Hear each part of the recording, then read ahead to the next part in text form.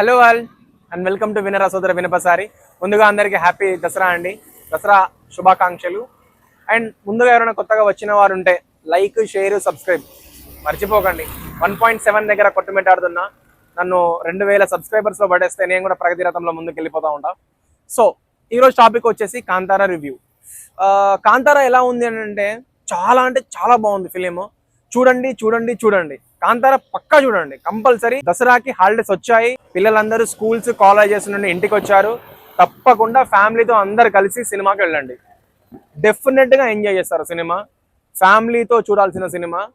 చాలా బాగుంది, చాలా అంటే చాలా బాగుంది. ఇంకా సినిమా డీటెయిల్ రివ్యూకి వెళ్తే ఫస్ట్ హాఫ్ ఒక మాదిరిగా స్టార్ట్ అవుతుందండి. హీరో ఇంట్రడక్షన్, హీరోయిన్ ఇంట్రడక్షన్, ఒక అంటే వరల్డ్ బిల్డింగ్ చేస్తారు. ఫస్ట్ హాఫ్ మొత్తం వరల్డ్ బిల్డింగ్ ఉంటుంది. వరల్డ్ బిల్డింగ్ ఉన్నా కానీ కొన్ని మధ్యలో కామెడీ సీన్స్ తో అక్కడక్కడ ఎలివేషన్స్ తో పర్లేదు అనిపిస్తుంది. ఫస్ట్ హాఫ్ ఎలా అంటే మనం ఎక్స్పెక్ట్ చేసి వస్తాం, ఒక కాంతారా అనగానే Kantara flavour, Kantara theme expect చేసి వస్తాం. కానీ మీకు ఫస్ట్ హాఫ్ లో ఏమీ దొరకదండి. మామూలుగా నార్మల్ గా వెళ్ళిపోతూ ఉంటుంది సినిమా ఫస్ట్ హాఫ్. అండ్ మీకు అర్థం కాదు ఫస్ట్ హాఫ్ ఇంటర్వెల్ అయిపోగానే ఏంటి అసలు ఏం సినిమాకి వచ్చినాం మనం, అంటే ఇది ఎటు వెళ్తుంది సినిమా అనే ఒక డౌట్ రావచ్చు. కానీ ఎక్స్పెక్ట్ చేయకండి, అండర్ ఎస్టిమేట్ అస్సలు చేయకండి. వెళ్ళండి అండ్ సెకండ్ హాఫ్ వరకు వెయిట్ చేయండి.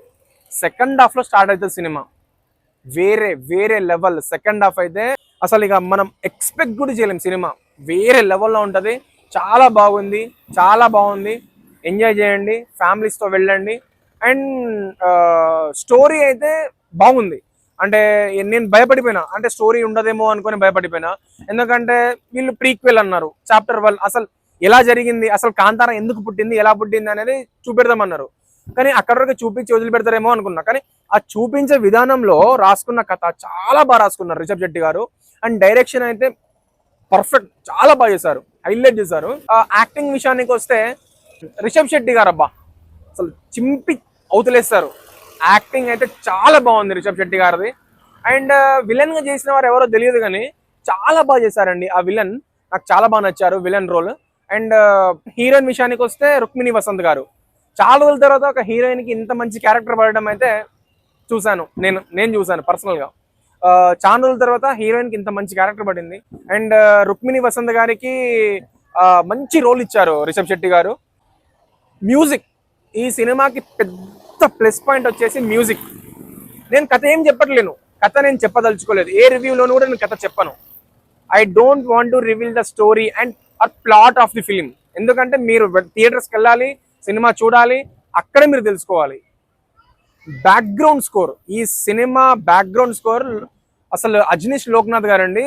గూస్ బంప్స్ వస్తాయి మీకు ప్రీ క్లైమాక్స్ నుండి క్లైమాక్స్ వరకు. అసలు సినిమాను ఎక్కడో ఉన్న సినిమాని తీసుకెళ్ళి ఇంకెక్కడో పెట్టేస్తాడు. అసలు చాలా మంచి మ్యూజిక్ ఇచ్చారండి అజనీష్ లోక్నాథ్ గారు. Hats off to you sir. నిజంగా మీరు లేకపోతే మాత్రం సినిమా ఏమైపోయేదో అని నాకు అనిపించేది. అంటే ఇంత మంచి విజువల్ ఫీస్ట్ కి ఇలాంటి మ్యూజిక్ పడితేనే సినిమాకి న్యాయం జరుగుతుంది అని నా భావన. And it's my opinion. So నాకైతే పర్ఫెక్ట్ అండి, పర్ఫెక్ట్ కాంబినేషన్. అండ్ హోంబాలే వాళ్ళు ఈ మధ్యకాలంలో పట్టిందల్లా బంగారం అవుతుంది. సూపర్ ఫిలిం తీశారు. అండ్ ఒక హిడెన్ డీటెయిలింగ్ దాచుంచాను నా రివ్యూలో. సినిమా చూసిన తర్వాత మీకు ఆ హిడెన్ డీటెయిల్ ఏంటో మీకే అర్థమవుతుంది. అండ్ హీరో అండ్ హీరోయిన్ చాలా బాగా చేశారు. మెయిన్గా రుక్మిణి వసంత్ గారు అయితే నాకు చాలా బాగా నచ్చారండి సినిమాలో. విలన్ అయితే ఇంకా చాలా బాగా నచ్చారు నాకు ఆ సినిమాలో. సో వెళ్ళండి, ఫ్యామిలీస్తో చూడండి సినిమా, హ్యాపీగా దసరా ఎంజాయ్ చేయండి. And please do share and subscribe. Thank you. జై హింద్.